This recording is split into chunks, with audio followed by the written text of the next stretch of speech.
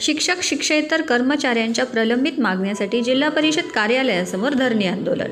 राज्यातील शिक्षक शिक्षेतर कर्मचाऱ्यांच्या विविध प्रलंबित मागण्यासाठी आज मराठवाडा शिक्षक संघाच्या वतीने जिल्हा परिषद कार्यालयासमोर धरणे आंदोलन करण्यात आले।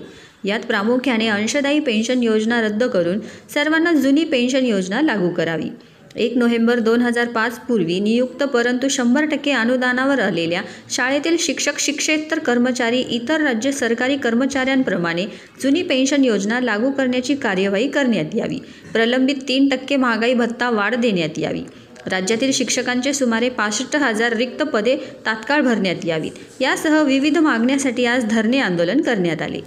मराठवाडा शिक्षक संघाच्या वतीनं मराठवाड्यातील 8 जिल्ह्यामध्ये शिक्षणाधिकारी माध्यमिक कार्यालयासमोर धरणे आंदोलन आयोजित केलेलं आहे। या धरणे आंदोलनाच्या मार्फत 26 मागण्याचं निवेदन माननीय मुख्यमंत्री महाराष्ट्राचे यांना पाठवलेलं आहे आणि आज परत प्रत्येक जिल्ह्याच्या शिक्षणाधिकारी कार्यालयामार्फत हे परत निवेदन आम्ही आज शासनाकडे पाठवतो। यामध्ये प्रमुख मागणी 1982 ची जुनी पेन्शन योजना सर्वांनाच मिळाली पाहिजे आणि अंशदायी पेन्शन योजना रद्द करा ही प्रमुख मागणी त्यामध्ये आहे। त्याचबरोबर त्याही पेक्षा महत्वाची मागच्या 15-20 वर्षापासून विनावेतन काम करणारे हजारो शिक्षक या महाराष्ट्रामध्ये काम करत त्यांना आता कुठेतरी 20%, 40%, 60% अनुदान मिळालेलं आहे। पण आमची मागणी आहे अनुदानाच्या प्रचलित सूत्रानुसार 100% अनुदान मिळालं पाहिजे। मग ते वर्ग असेल, तुकडी असेल किंवा शाळा असेल या सर्वांना 100% अनुदान द्यावं ही प्रमुख मागणी आहे। त्याचबरोबर शिक्षकांना मेडिकल योजना मिळते वैद्यकीय परिपूर्ती ही कॅशलेस झाली पाहिजे आणि ही योजना फक्त सेवेमध्ये असताना आहे। ही वैद्यकीय परिपूर्ती योजना सेवा निवृत्ती नंतरही मिळाली पाहिजे ही योजना त्याच्यामध्ये आहे।